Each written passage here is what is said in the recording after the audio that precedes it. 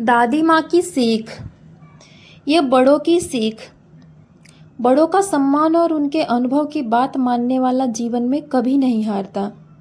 एक छोटे से गांव में आरो नाम का 10 साल का लड़का रहता था। उसके साथ उसकी प्यारी दादी माँ भी रहती थी। दादी माँ हर शाम उसे कहानियाँ सुनाती और जीवन की छोटी छोटी सीख देती। लेकिन जैसे जैसे आरव बड़ा होने लगा, उसे लगने लगा कि दादी माँ की बातें पुरानी हो गई हैं। वह अक्सर कह देता, दादी अब आपका ज़माना नहीं रहा, मुझे सब पता है। दादी माँ मुस्कुरा देती लेकिन कुछ नहीं कहती। एक दिन स्कूल में विज्ञान प्रदर्शनी होने वाली थी। विजेता को बड़ा इनाम मिलने वाला था। आरव ने एक सुंदर पवन चक्की का मॉडल बनाया। दादी माँ ने मॉडल देखकर कहा, बेटा इसे मजबूत डिब्बे में रखकर ले जाना, रास्ते में तेज हवा चलती है। आरव हंस पड़ा, दादी इतनी सी हवा मेरा मॉडल क्या बिगाड़ेगी।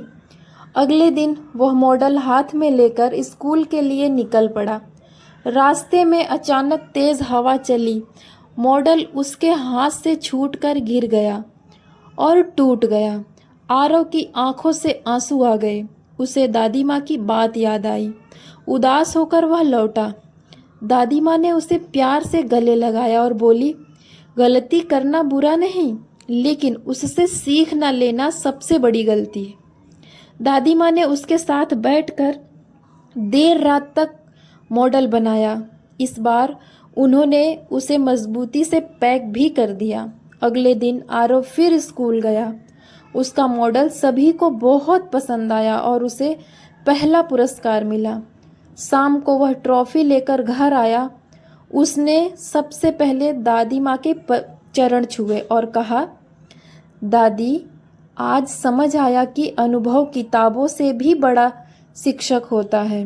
अब मैं आपकी हर अच्छी बात ध्यान से सुनूंगा। दादी माँ की आंखों में खुशी के आंसू आ गए। उन्होंने कहा, बेटा बड़ों की सीख डांट नहीं होती, वह तो तुम्हारे उज्जवल भविष्य की चिंता होती है। उस दिन के बाद आरव ने कभी भी बड़ों की बात को हल्के में नहीं लिया। वह हर रोज़ काम सोच समझकर करता और गांव के दूसरे बच्चों को भी दादी माँ की सीख सुनाता। मेरे प्यारे दोस्तों, यह कहानी हमें यह शिक्षा दे जाती है, बड़ों का सम्मान करें, क्योंकि उनका अनुभव हमें उन गलतियों से बचा सकता है जो हमें जीवन में पीछे ले जा सकती हैं। मेरे प्यारे दोस्तों, क्या आपने भी कभी ऐसी गलती की है कि दादी ने या हमारे बड़ों ने कोई सीख दी हो और हमने ना ली हो?